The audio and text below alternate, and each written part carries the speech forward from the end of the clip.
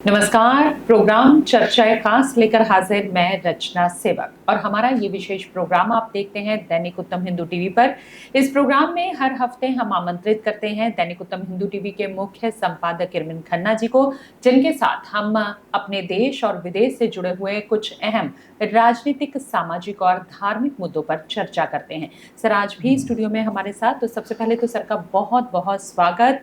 और आज प्रोग्राम चर्चाएं खास की शुरुआत नेपाल में हुए हिंसक प्रदर्शनों के साथ। सर नेपाल में सरकार के खिलाफ हुए हिंसक प्रदर्शन सारी दुनिया में चर्चा का विषय बने और अब सुशीला कार्की को अंतरिम प्रधानमंत्री बनाया गया है। तो आप इस पूरे घटनाक्रम पर क्या कहेंगे और आने वाले दिनों में इसका क्या प्रभाव पड़ने वाला है? देखिए, सारी दुनिया में चर्चा तो रही, बिल्कुल, लेकिन भारत के लिए विशेष रूप से चिंता का विषय था, क्योंकि नेपाल के साथ भारत के रोटी बेटी के रिश्ते हैं और वहाँ पे इतनी हिंसा होना और इस तरह 48 घंटे में सब कुछ बदल गया जो सारा। तो ये एक जो सुदर्शना कार्की जी का आना अंतरिम था, तो मैं समझता हूँ कि एक राहत भरा कदम भारत के लिए भी है, उनके लिए तो है ही है, भारत के लिए भी है। और ये देखिए, कारण इसका बना, तत्काल कारण जो हिंसा का बना, जेन जी आंदोलन जो चला, ये सोशल मीडिया को लेकर भी बैन किया उन्होंने। ओपी को, जो ओली सरकार थी, केपी शर्मा ओली की सरकार के, उन्होंने बैन किया। पर इसकी पृष्ठभूमि में जाए, अतीत में जाए, तो देखे कि 2008 में जब राजशाही खत्म हुई तो उस समय कम्युनिस्ट पार्टी थी दो, जिन्होंने 10 साल के संघर्ष के बाद राजशाही की खत्म की और लोगों ने उसका साथ दिया कि लोकतंत्र की तरफ जाए। लेकिन ये पिछले 17 सालों में, 2008 से आज 25 तक 13 बार सरकार बदल गई। और पिछले 5 साल में तो ये थी कि दो पार्टी, कम्युनिस्ट पार्टी और एक नेपाली कांग्रेस, ये देबुआ ओली और एक प्रसाद, इन तीनों ने ऐसे 1.5-2 साल में अपनी प्रधानमंत्री की कुर्सियां बदली। लोगों को लगा म्यूजिकल चेयर रेस चल रहे हैं, वे तीनों यहाँ बैठे हैं और इनको आम आदमी से या देश से हित के कुछ नहीं है इनको। तो इससे आगे के इन सब पे जो पिछले 5-4 प्रधानमंत्री रहे, उन सब पे करप्शन के मुकदमे हैं, आरोप हैं और हजारों करोड़ों के, कोई 64,000 करोड़ का, कोई 34,000 करोड़ का, कोई 28,000 करोड़ का, करोड़ों के कार्रवाई कोई नहीं हो रही। एक बात। उसके बाद ये है कि इनके जो बच्चे हैं जो बाहर पढ़ते हैं, ये यहाँ पे हैं, वो इतने ऐशोआराम की जिंदगी जी रहे थे और वो आज सोशल मीडिया पे आजकल सबको ये आदत है, बच्चे पे जहाँ भी आए, कोई खाने जाए, जब कुछ घड़ियाँ, लाखों की घड़ियाँ, 2 लाख के जूते हैं, वो सब दिखाते हैं। तो जो ये जेन जी वाले जो हैं, इनमें सुदन गुरंग और बालाशाह बुलंदर शाह जो मेयर हैं काठमांडू के, इन्होंने एक 3-4 आदमियों को ने ये उस जब ये एज ग्रुप के हैं, जैसे 18 से 25 के, सोशल टेक्निकली जो बहुत साउंड है आज की जो जनरेशन है, तो उन्होंने ये सारी बातें सोशल मीडिया पे चलानी शुरू की। और 2015 में जो भूचाल आया था, तो सुदन गुरंग ने वहाँ पे उस समय सहायता के लिए आपसी नेपाली एक संस्था बनाई, सोशल गैर सरकारी संगठन, जिसमें मदद करने के लिए। तब से ये और बलेंद्र शाह जो वो रैपर थे उस समय, वो भी उनके पहचान थे, पर उन्होंने काठमांडू के मेयर बनने के बाद जो परिवर्तन वहाँ पे लाया शहर में, वो लोगों की चर्चा बनी में, ये सकारात्मक एक चीज आई। तो ये दोनों उभर के सामने आए। अब ये जो सोशल मीडिया लगा, और उसमें भी उन्होंने किया कि टिकटॉक जो चाइना की थे उसको छोड़ दिया, और ओली उस समय चाइना में थे, वापस आते उन्होंने बैन लगा। तो उनको लगा कि नेपाल के ये सरकार है, चाइना गवर्नमेंट की ये कठपुतली सरकार बन रही है, तो वो उनको कबूल नहीं थी। तो उन्होंने तत्काल कारण सोशल मीडिया में, क्योंकि बाकी सारे बैन कर दिया, टिकटॉक ने, और उसमें दोनों ने 19 लोग 20 मारे गए, अब भी कुछ ज़्यादा। तो उसका रिएक्शन हुआ और ये बात बढ़ती बढ़ती सरकार बदल गई। अब सरकार बदल गई, कार्की आगे, इनको 6 महीने के लिए उन्होंने बोला अंतरिम प्रधानमंत्री बनी। ये पहले चीफ जस्टिस रही है, एक तजर्बे और भ्रष्टाचार के विरुद्ध इनकी जो छवि है कि भ्रष्टाचार के विरुद्ध बहुत है। तो ये एक अच्छी, और ये बनारस हिंदू यूनिवर्सिटी से पॉलिटिकल साइंस की एमए करके गए, पोस्ट ग्रेजुएट, वहीं से आगे एलएलबी फिर आगे किया उन्होंने। तो ये चीज़ें ठीक है, पर एक बात समझने गया है कि चीन और जो है भारत, इसके पीछे नेपाल है। तो नेपाल में आज भी लोगों का एक वर्ग है जो ये नहीं चाहता कि हम भारत की कठपुतली बने या चीन की कठपुतली, वो नेपाल को आप इंडिपेंडेंट एक आइडेंटिटी के रूप में देखते हैं और विकास के राह पर जाना है। देखिए, राजशाही जब खत्म की थी, लोगों को आशा थी कि लोकतंत्र बहाल हुआ है, लोकतंत्र में उनकी जो बेरोजगारी, गरीबी, भ्रष्टाचार जो खत्म हो गई और बुनियादी जो ज़रूरतें हैं, रोटी, कपड़ा, मकान, छत, ये सब मिलेगा। लेकिन हुआ कुछ नहीं। वो एक वर्ग विशेष को जो मिले, जो उनके बच्चों को मिला, और जो विदेश वहाँ पे जो लोग हैं उनको भी, जब भारत में नौकरी भी 60 लाख नेपाली भारत में है, कुछ सब उधर चले गए हैं इस्लामिक कंट्रीज में, इंडोनेशिया उधर सर नौकरी के हिसाब से, नेपाल या नौकरी नहीं मिल रही। तो इस दृष्टि से उनको लगा कि सोशल मीडिया एक तो बैन होगा, लगा कि हम तो रेस्ट ऑफ दुनिया से कट के हमारे भारत में बैठे हैं, बाहर बैठे हैं, उनसे बात भी नहीं हो सकती। मास्को में आज जो फौजी भी कुछ हैं वाले, उनकी भी पीछे सोशल मीडिया पे आई हुई थी रील। तो ये सारी चीज़ें देखते हुए एक जैन जी का जो दौर चला, उसमें जो उन्होंने हिंसा की वो चिंताजनक। उन्होंने अपनी सारी इमारतें, राष्ट्रपति भवन, संसद, प्राइम मिनिस्टर हाउस और उनके निजी घर और जो सेक्रेटरीट सारा जला के रख दिया। ये एक अति चिंता का विषय है। आक्रोश में बाद में फिर जो उनको अपने आप एहसास भी, उन्होंने रोकने की कोशिश की, लेकिन तब तक बहुत नुकसान हो चुका था। अब भी जो उसकी भरपाई करना मुश्किल होगी। पर एक चीज़ इनको भी समझनी होगी, जो नई अंतरिम प्रधानमंत्री बने या जो नई सरकार आएगी, इनके साथ 3 सदस्य बनेंगे अभी मंत्रिमंडल के, जो आगे 6 महीने चलाएंगे। बेसिक अवस्था नेपाल की ये समझनी पड़ेगी कि सरकार को जो भी आए उसको जन साधारण के बुनियादी जो सहूलतें हैं उसके प्रति, रोजगार के प्रति, स्वास्थ्य के प्रति, शिक्षा के प्रति सतर्क होने की ज़रूरत है।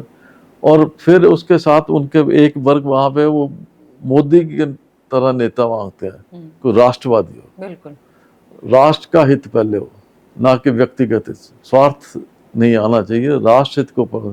तो इस बात को लेकर उनकी जो डिमांड है, उनको मैं समझता हूँ कि जो अब नई जनरेशन आएगी, क्योंकि पुरानी जनरेशन जो है वो सारे अब बाहर भाग गए जान बचाकर।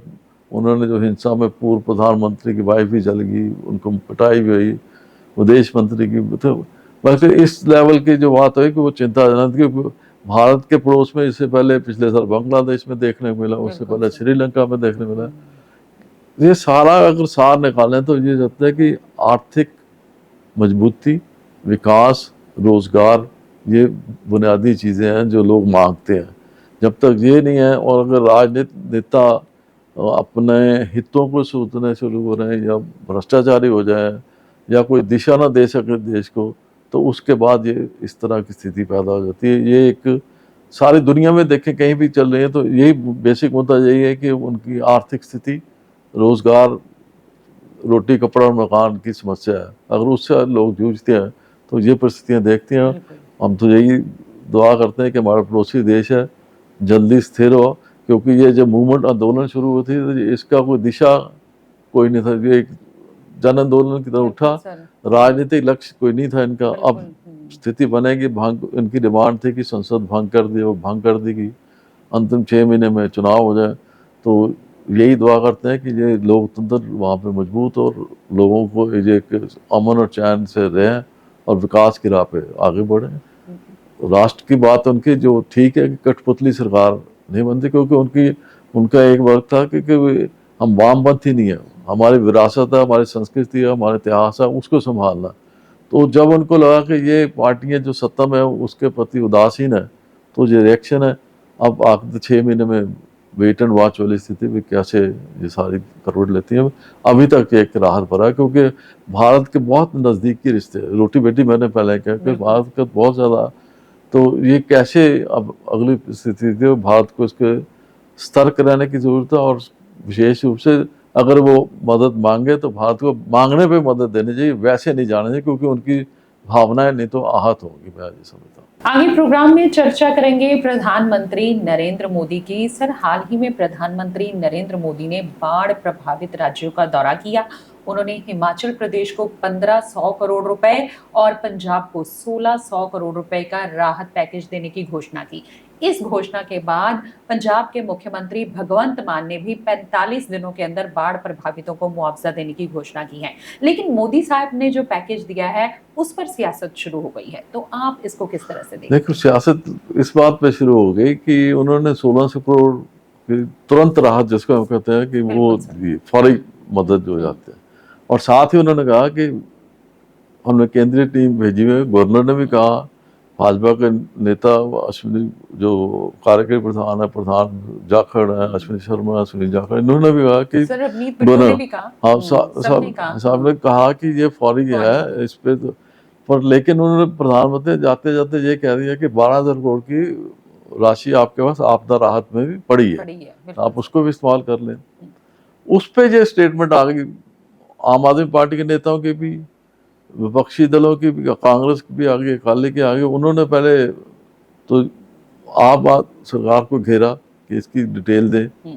आपने इनकार कर दिया कि सरकार ने, पंजाब सरकार ने, कि 12,000 करोड़ हमारे में है नहीं, ये तो सिर्फ टेक्निकल एक एंट्री है, उससे ज़्यादा कुछ नहीं।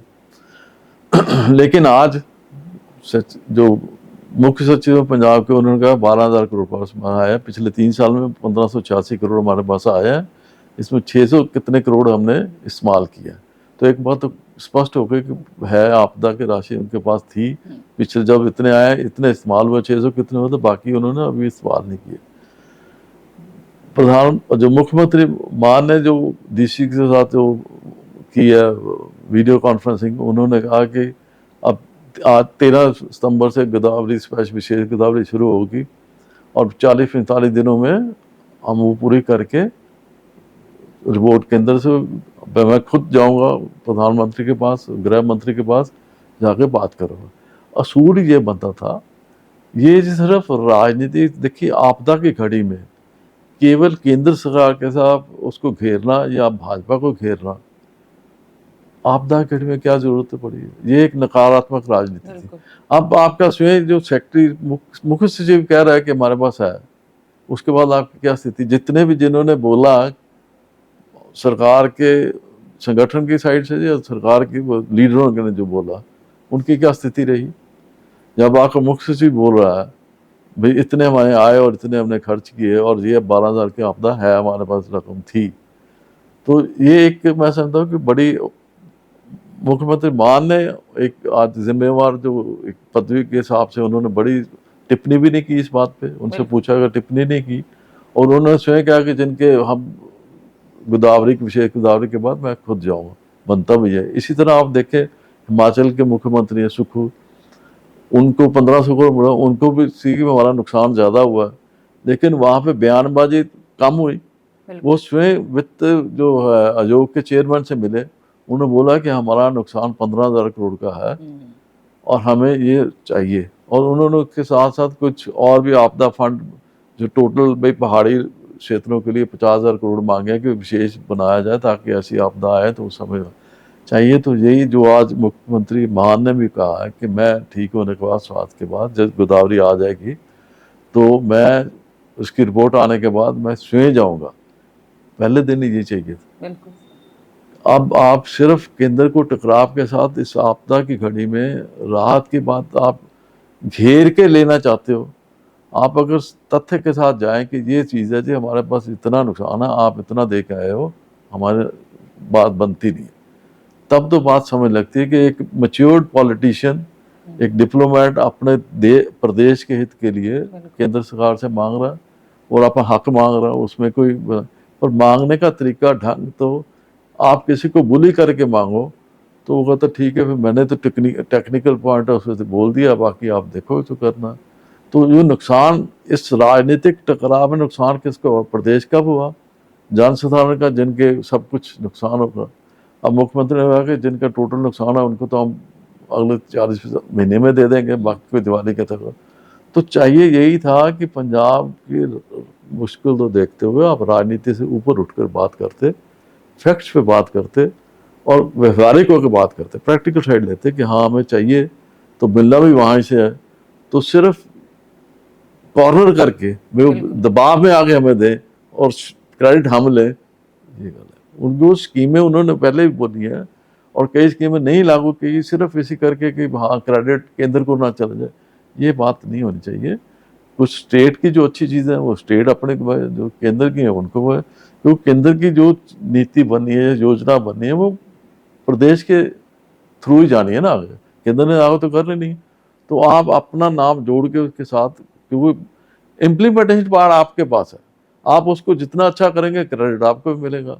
तो आपने अगर रोक भी दी तो इस आपदा के में, जैसे इंश्योरेंस, फसलों की इंश्योरेंस थी या घरों के मरम्मत की, आप जो किसानों की योजनाएं बनी हुई हैं सरकार, केंद्र सरकार की, उनको आप इम्प्लीमेंट नहीं करते तो नुकसान तो किसान का हो गया ना। तो इस तरह ये मैं समझता हूँ कि सुक्खू सरकार, हिमाचल प्रदेश के मुख्यमंत्री ने ठीक बात की। उन्होंने ज़्यादा शोर मचाने के बजाय या क्रिटिसाइज करने के बजाय सीधा चेयरमैन से जाकर मिल लिया, अपनी पोजीशन दिखा दी, हमारा 15,000 करोड़ चाहिए हमें, ये आप दे रहे हो, बाकी आप देखो उसमें। तो इसी तरह पंजाब को मैं समझता कि अगला जो इलेक्शन है, सिर्फ इलेक्शन ध्यान में ना रखे, पंजाब का हित और जन का हित के सामने रखे, पॉजिटिव साइड लें। नेगेटिव राजनीति कोई ज़्यादा अच्छा मैं समझता हूँ, कोई लंबी दूरी में जाकर नुकसानदेह हो जाती है। आगे हम बात करेंगे देश के 15वें उपराष्ट्रपति सीपी राधाकृष्णन की। सर, उपराष्ट्रपति चुनाव की बाजी एनडीए ने अपनी तरफ कर ली है। एनडीए के जो 15वें उपराष्ट्रपति बने हैं सीपी राधाकृष्णन, उनके सामने क्या क्या चुनौतियां होंगी ये तो हम आपसे बात करेंगे ही, लेकिन साथ ही साथ में ये बता दें कि उन्होंने इंडिया ब्लॉक के बी सुदर्शन रेड्डी को हरा दिया है। तो आप ये बताइए कि एक उपराष्ट्रपति होने के नाते कौन सी चुनौतियों का उन्हें सामना करना पड़ सकता है? शपथ तो उन्होंने बन गया, अब तो ऑफिशियली उन्होंने चार्ज ले लिया। देखिए, ये राष्ट्रपति के बाद उपराष्ट्रपति संवैधानिक पद है, और साथ में जो राज्यसभा के सभापति भी हैं। और पिछले धनखड़ साहब ने जब एकदम त्याग पत्र दिया था उसके बाद ये आए, तो ये वैसे तो 2 दफा लोकसभा के सदस्य भी रहे हैं, बड़े विनम्र हैं इनका जो, और ये संघ के बचपन से कार्यकर्ता रहे हैं और संघ के हिसाब से देखे। और इनका जो चुनाव था जो भाजपा ने किया, जब मोदी से, क्योंकि तो वो इस हिसाब से किया कि जो संघ से जुड़े हुए हैं उनको प्राथमिकता दी पुराने, क्योंकि धनखड़ संघ से नहीं थे तो उनको परेशानी आई, उनको हैंडल करने में परेशानी आई। तो ये एक कारण तो यह था। दूसरा कारण ये भी है कि साउथ की राजनीति में साउथ का चेहरा आया, उनको आगे लाना। तीसरा, ये पिछड़ी जाति की थी, जो अपोजिशन पिछड़ी और उनकी बातें करते हैं बिहार में जो सारे पिछड़ों को, तो ये साउथ के एक पिछड़ी जाति के भी हैं, विनम्र भी हैं, अनुभवी भी हैं, संघ विचारधारा की है। तो उस हिसाब से जहाँ तक रेड्डी की, तो विपक्ष की जो किया है वो अपनी जगह जस्टिस है, ठीक है उनके हिसाब। लेकिन इस मतदान में देखिए उनको 14 क्रॉस वोटिंग हो गई, 152 के वोटर से ये जीते हैं। तो उनको जितने इनकी आशा थी उससे ज़्यादा मिले हैं, उनको जितने ऐसे उनको कम मिले। इसका मतलब विपक्ष का जो कमजोरी है, अंतरकलह है जो आपस में, वो जग जाहिर है। और दूसरी तरफ एनडीए ने साबित कर दिया कि हम अगले दिनों में भी मजबूत हैं, हम फेस करेंगे। तो ये दोनों का अंतर आ गया। तो अब रहा जो इनके पदवी इन्होंने संभाली, संवैधानिक पद भी है। राज्यसभा के जो पिछले अगर जाए तो इसमें तो 37% या 40% के बीच काम हुआ है, 60% तो हुआ ही नहीं, क्योंकि विवाद में चले गया। धनखड़ साहब थोड़े ज़्यादा सक्रिय थे, वो मैं समझता हूँ कि उनकी एक्टिवनेस ज़्यादा के कारण रिएक्शन भी ज़्यादा हो गए, तो सारा शोर करा। तो पहले ही तो यही है कि इनके सीपीआर, जो इनको राधा सीपीआर शॉर्ट में बोलते हैं, या नॉर्थ वाले तो राधा ही सिर्फ बोलते हैं, बोलते नहीं है। तो उनकी पहली तो यह है कि वो एक जो सरकार और विपक्ष में राज्यसभा के जो अविश्वास की भावना है, टकराव की जो स्थिति बनी है, वो कितना कम कर सकते हैं, उसको कम करने का पहला टारगेट दो। तो कम तभी हुआ जब ये स्वयं राजनीति से ऊपर उठकर संवैधानिक दृष्टि से कार्य करेंगे, संविधान के कायदे कानून के साथ पक्ष और विपक्ष में एक संतुलन बनाकर, फिर इनकी छवि भी बनेगी और विपक्ष का विश्वास भी बढ़ेगा, और फिर वातावरण बनेगा क्योंकि अगर विवाद ही रहते हैं, हंगामे ही होते रहते हैं, तो समय तो बर्बाद होता है, धन भी बर्बाद होता है। और जिस विषय पे, मुद्दे पे चर्चा होनी चाहिए, हेल्दी जिसको डिस्कशन कहते हैं, वो भी नहीं होती, जल्दबाजी में निर्णय लिए जाते हैं, तो वो सारा दृष्टि से देखें तो देश को नुकसान होता है। तो इनकी सबसे बड़ी जो जिम्मेवारी यही है कि अपने आप को उस स्तर पे ले जाना और मर्यादा में रहकर सारी जो माहौल को, विपक्ष को साथ लेना, माहौल बनाना और टकराव की राजनीति को कम करना, ताकि सकारात्मक माहौल में बिल पास हो। क्योंकि फिर ये एक अपने सभापति का जो पदवी है उसकी भी, और इनकी अपनी छवि भी, सरकार और सबको एक साथ चलने का जो यही एक तत्काल जो है कि विश्वास बहाली और अच्छी डिस्कशन और माहौल बन सके, यही सबसे बड़ी है। आगे प्रोग्राम में चर्चा कश्मीर की हजरत बल दरगाह की। सर, कश्मीर की हजरत बल दरगाह पर लगी संगमरमर की पट्टिका पूरे देश में चर्चा का विषय बनी। वक्फ बोर्ड द्वारा लगाई गई इस पट्टिका पर राष्ट्रीय सिंह चिन्ह और अशोक चक्र अंकित था, और भीड़ ने इस पट्टिका को तोड़ दिया और देखते ही देखते ये विवाद जो है वो राजनीति का अखाड़ा बन गया। तो आप इस घटनाक्रम को किस तरह से देखते हैं? देखिए, दुखदायी घटना, निंदनीय घटना है, राष्ट्र विरोधी घटना है क्या इसमें? देखिए, धारा 370 2019 में हटाई सरकार ने, और उसके बाद जो इतने चुनाव हुए, जितनी डेवलपमेंट हुई, जो पंचायत स्तर से लेके विधानसभा तक गए वो सब, और लोगों को जितनी फैसिलिटी मिली, आज देखिए एप्पल जो समस्या आई है वहाँ पे, तो रेलगाड़ी से जा रहा है, ये पहली दफ़ा हो रहा है, और लोगों के पास सारी ताकत पंचायत तक गई उनके फैसले लेने की, और ये सारी डेमोक्रेटिक सेटअप। तो ये कुछ बातें जो माहौल बना, वो अलगाववादी या देश विरोधी ताकतों को सूट नहीं करती। जो पाकिस्तान के इशारे पे चलते हैं उनको ये बहाना मिला। हुआ क्या कि हजरत बल एक ऐतिहासिक है दरगाह जिसको, तो उसमें रेनोवेशन हुई, वक्फ बोर्ड वहाँ पे कराई, वक्फ बोर्ड ने कराई को 50-60 करोड़ रुपए लगाए, हो तो एक शिलापट लगती है बाहर, तो उसमें अशोक चक्र भी था, नाम भी थे सारे, जैसे उसकी फोटो थी दरगाह की अपनी, उसके साथ दूसरी तरफ ये भी था। एक नॉर्मल कोर्स है, क्योंकि ऐतिहासिक जो मंदिर गुरुद्वारे जो है वहाँ पे जो करते हैं तो होर्डिंग भी लगती है, तो साथ में सब लगते हैं। तो ये 3 सितंबर को लगी, 5 को हुई, तो एक सोची समझी साजिश के तहत से सजाद की गई, अशोक स्तंभ को तोड़ा गया। अब 2 वर्ग बन गए, एक तो लोकल वहाँ पे जो पॉलिटिशियन है, मुफ्ती परिवार और फरूक अब्दुल्ला परिवार, इन्होंने दबे लफ्जों में उनका समर्थन किया कि लगाने की जरूरत क्या थी अशोक, और एक जो वर्ग है जो सपोर्ट करता है कि ये जो कोई मूर्ति पूजा वाली साइड नहीं है, जो इशू बना रहे धर्म की बात नहीं है, राष्ट्र प्रतीक की बात है अशोक स्तंभ। और दूसरी उन्होंने बोला कि जिस जो आप कर रहे हो वो आपके हर नोट पे वो है, अशोक स्तंभ हर नोट पे है। जब आप नोट को लेते हो देते हो तो वो तो मस्जिद में जाते हो करते हो आप। तीसरी बात बोले कि जो इस्लामिक कंट्रीज है, सऊदी अरेबिया या जो सारा गया, वहाँ पे भी जो उनके राष्ट्र प्रतीक हैं वो भी लगते हैं। तीसरी बात यह है कि जो पासपोर्ट बनता है जिसको लेके ये मक्का जाते हैं, उस पर भी अशोक स्तंभ है।